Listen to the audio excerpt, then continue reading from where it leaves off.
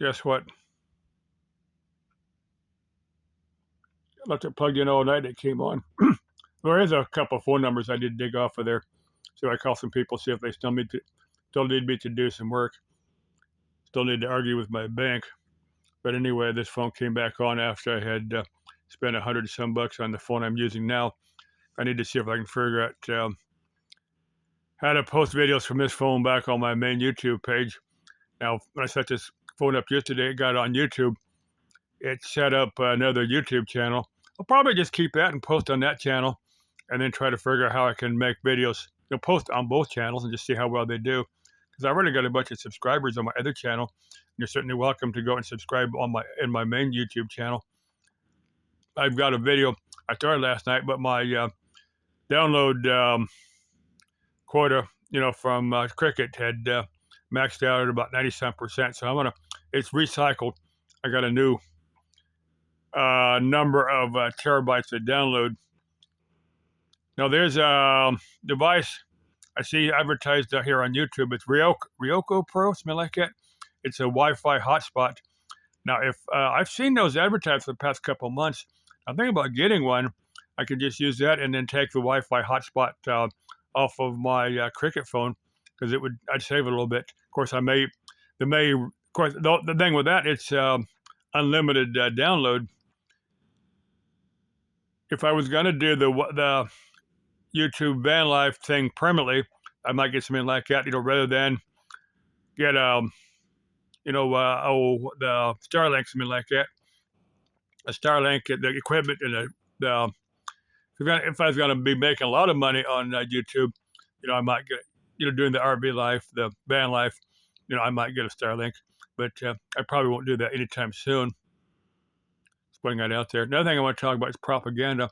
I was listening to Wi-Fi this morning. I've heard this. You call it, a psyops operation, but it's propaganda. You can recognize. It's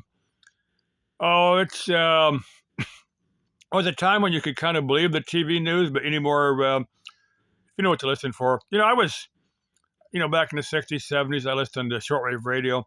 It's not much on there now, but there used to be, quite a bit of actually pretty interesting news, because sometimes you did hear interesting stuff on shortwave, but you would hear the stations like Radio Moscow or Radio Havana, even RSA, Radio South Africa. I could pick it up pretty easily, and you could recognize it was all propaganda.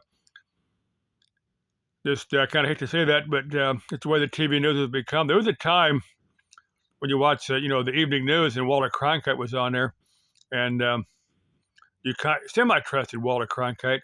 There's another guy, I've touched on him a handful of times. He's been gone for quite a number of years, but it was Charles Kuralt. There's a few of us old-timers, us boomers, that remember Charles Kuralt. Now, his videos are here on YouTube. If you type, on the road with Charles Kuralt, now he had a Winnebago motorhome. And this guy was a YouTuber long before YouTube was, in existence, maybe, 70s. I think mid-70s through early 80s, he did on the road thing. And then he became an anchorman for CBS for quite a while, because he's been gone for quite a number of years. But his stories are, even though they're 40, 50 years old, if you type on the road with Charles Kuralt, his stories is, he likes to get into the backwoodsy parts of it, here of the U.S.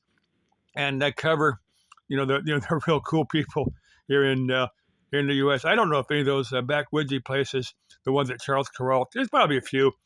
I call them backwoodsy places, but back in the forest, out in the deserts. I don't know if he did much desert stuff. But Charles Kuralt was a cool guy. Listen to him, and I really look forward to watching that segment on the news when, what he had. It was him and a handful of writers and stuff. Would go in this. That's back in the days when you had a mechanical typewriter to, nobody had a laptop or with a word processor program on there to do your video, your text editing. If he's going to write a script for a particular video material. I mean, now you can just have a word processor doing all your editing. Now, another thing I want to cover is my daughter. She talked about going up to Sedona for the vortexes, and I don't know if she ever watched my YouTube segment. I need to redo that about the vortexes. This was 20, maybe 30 years ago. That's the reason I showed that map. I'm going to cover that as another video, probably something I'll post on my main channel again, or I might post it here. In fact, I probably will, and just post it with my daughter because I need to post that on this channel.